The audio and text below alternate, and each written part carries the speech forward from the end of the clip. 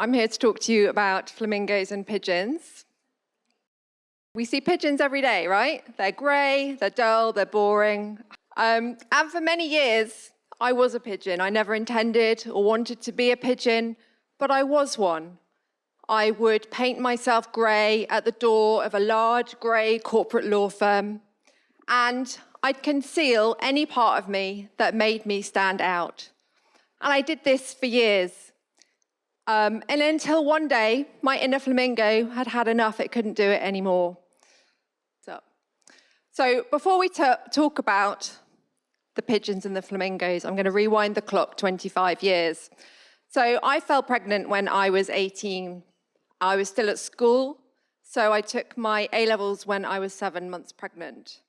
And I was told over and over and over again that I'd ruined my life, that I was never going to make anything of myself, I'd never be able to go to university, that basically I should just give up now. So what did I do? Well, I refused to listen to them. I had an even bigger reason now to make a life for myself. I had a whole person to look after. So in my eyes, giving up wasn't going to be an option. So for many, many years, I really struggled to juggle work with university. I had many occasions where I had less than 10p in my bank account. I had nights with no electricity because I couldn't afford to top up the meter. Things were really bad.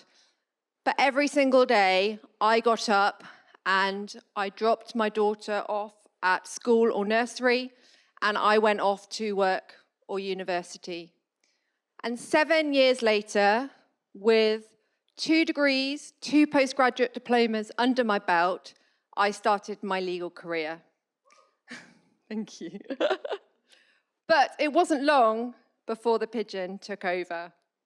Teenage mums are used to represent the shameful morals of today. So Vicky Pollard graced our screens when Lydia was 3, just at the time that her biological father disappeared from our lives. And even the politicians love to get involved. Gordon Brown once said that teenage mothers should live in supervised homes where they can learn responsibility and how to raise their children properly. David Cameron described the Baby P case as a tragic story about a young girl, 17-year-old girl, that didn't know how to raise a child. And Baby P's mother was 27. So I enter my legal career against this backdrop. And as a result, I decide to keep the existence of Lydia a secret, because I didn't want anybody judging me and thinking that they'd made a huge mistake hiring this delinquent teenage mum. And it should have been okay, because Lydia was at school, she was in breakfast club and after school club, so I could drop her off and I could get the train into work my day, get the train back and pick her up. But it wasn't long before eyebrows were being raised and snarky comments were being made about me leaving at my contracted leaving time of 5:15 every day. I was still working really hard, often logging back on in the evening once Lydia had gone to bed, but it wasn't being seen and it wasn't being valued. So eventually I did have to come clean about my teenage mum status. But for 20 years, nearly 20 years, I took the same approach. I was never upfront about being a teenage mum, but I accepted that it often needed to be shared reluctantly. And I never really got a sense of how it impacted people's perceptions of me, and that meant that I always assumed the worst. And it took me 20 years to break free from the stigma of being a teenage mum, to finally see that raising my daughter when all the odds were stacked against me is actually my greatest achievement. And I did myself a huge disservice by concealing this part of me for so long. But there was more to it than that. I wasn't just keeping a secret. You know, we don't tell our employers everything about our lives. That's perfectly normal. I was actually pretending to be somebody that I wasn't. And that's where that's where things get more difficult. That's where my inner flamingo was being suppressed. So if you're a lawyer and you want to fit in, what do you wear? Yeah, right. Well, it can actually be quite difficult to navigate. So a top international lawyer once told trainees at an event to never wear a blue suit with brown shoes. A law firm owner emailed her staff with a very prescriptive dress code that included statements like, "It's a Chanel, Dior, Armani look, and cardigans almost never okay." I don't know what she had against cardigans. So between written dress codes, unwritten dress codes, the personal preferences of the people that you're working for, there really is limited space for lawyers to express their personality through their appearance. And we all want to fit in. We all want to be seen in an unbiased way. My story just now about being a teenage mum just goes to show that I just wanted to fit in. I didn't want their perceptions of a teenage mum impacting their perception of me. I wanted to fit in. And one technique that we use to do this is that we adjust our appearance. We'll change our accent, we'll change our hairstyle, we'll cover tattoos. But the problem with that is that we are concealing the parts of us that make us who we are. Our personalities, our goals, our values, our beliefs, our motivations. And we're suppressing the inner flamingo within us.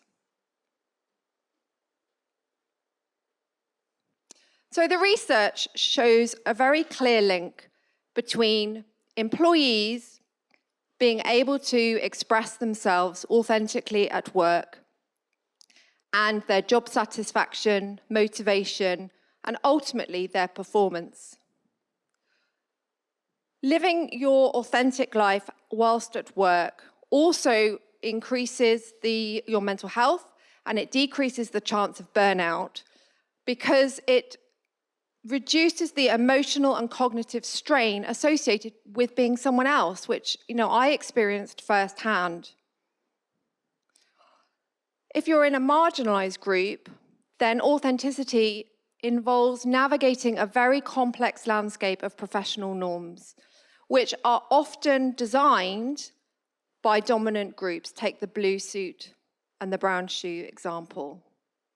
So it really is a minefield navigating this, but creating a culture where employees can express themselves authentically is so important. But so many organizations fail to do it. And law firms are absolutely some of the worst at it. And I know that from my own experience. So what do you do? What's the answer?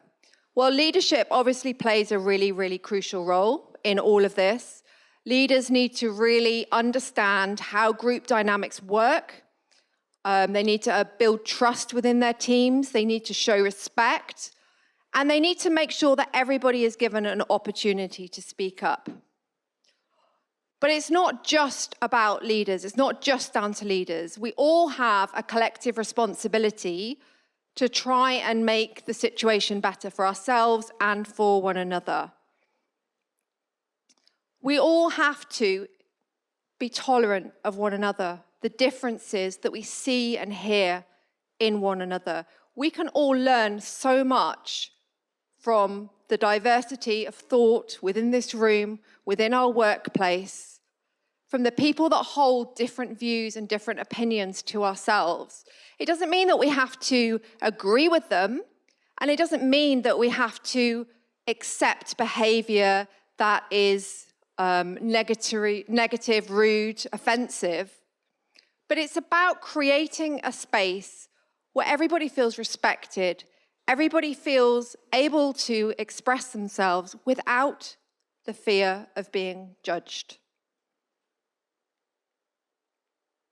So I'm going to tell you a story about being judged.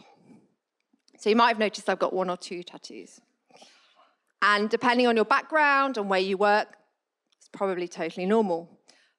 But let me tell you something, for a lawyer, it's really not.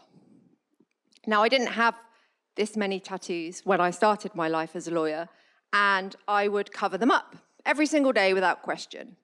Now, nobody ever told me that I had to cover them up, but I just knew that I had to cover them up because you would never see tattoos anywhere in the office. So I would cover them up. And the result of that was that I, once again, felt like I was being somebody else. I wasn't expressing myself. A tattoo is a form of self-expression. It's a very personal decision, the artwork, the location, that nobody other than the individual can fully understand. But despite that, people with visible tattoos are often subjected to judgments that are probably completely unfounded. And interestingly, it's even worse if you're a woman. So studies have shown that tattooed women are judged more harshly than tattooed men. They are more likely to be considered promiscuous, as heavy drinkers, as uncaring, kind, and unintelligent. Not exactly qualities that you would be looking for in your lawyer, right? So, as a female woman in the legal profession with tattoos, I kept them covered up. But it wasn't long before the archaic perspectives and the constant judgment nearly drove me out of the legal profession. But instead, what did I do? Well, I started my own business. Thank you. And I remember the first time I went to a client meeting with my tattoos on show. I had a meeting with a big company. You would all recognize the name if I said it. And I was getting dressed in the morning, and I was sort of automatically reaching for the safe option, you know, the tailored trousers, the blazer. And I stopped, and I just suddenly, in my head, thought, what if I wear something else? What if I wear what I want to wear? And I was like, oh, where's this come from? This is strange. So I did, and I picked out some jeans and a t-shirt and a leather jacket and some trainers, and off I went in my car thinking, oh my God, what have I done? Because it felt like a massive, massive risk for me. This meeting was a big deal. But I got there, I took my jacket off, and I was like, well, it's too late to change now. So the meeting seemed to go well, and shortly after I received a call from the CFO who said, really loved you, really want to work with you, when, sign me up. And I was like, ooh. And then she said, I did find what you were wearing really interesting. And I was like, mild panic attack.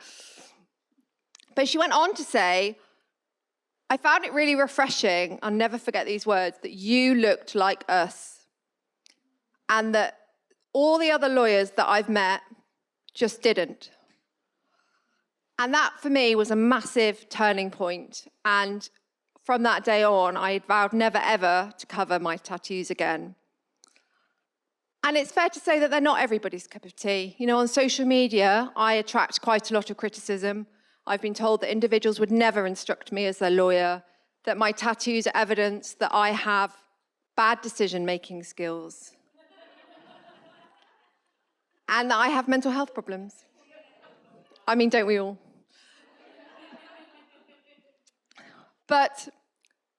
And those comments in the past would have really bothered me.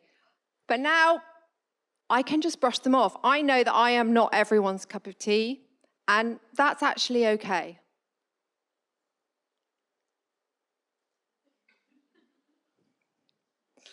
So, when was the last time that you felt judged? I was going to say, I suspect it was probably quite recently. And maybe it was something quite unimportant, like somebody disapproving of your outfit choice, although you all look lovely, so I can't imagine that that would be the case. Or maybe it was something more meaningful, like somebody trying to deter you from a career change that you've been yearning for years. It's really, really hard not to let the judgment of others affect us, particularly if they come from people who we care about or people who have power over us. But the sad reality is that often those judgments aren't coming from a good place. Maybe they're harboring some unconscious bias that's causing them to stereotype you. Maybe they are being mean, unkind, or judgmental. But more likely, they're projecting their own issues and insecurities onto you. Often the people who are most insecure about their weight are the first to criticize somebody else's weight. My whole life, I've encountered people judging me, having a baby at 18, starting my own business, getting tattoos, even the clothes that I choose to wear. And I have been told time and time again that I will fail. And you know what? I have failed. I have failed many, many, many times. But I've also succeeded in more ways than I would ever have imagined. I've raised my daughter. I've qualified as a lawyer. I've started a business. I've written a book. And I'm standing here today, 2 weeks after my daughter has started her master's in animal conservation. I'm so proud of her. So I've learned to tune out the naysayers, the people who think they know more than they do, the people with a different moral compass to mine, the people trying to project their own issues and insecurities onto me. And I've learned to embrace my inner flamingo and live my life on my own terms without owing an apology to anyone. And I really hope that hearing my story today will encourage you all to banish your pigeons and embrace your inner flamingo. Thank you very much.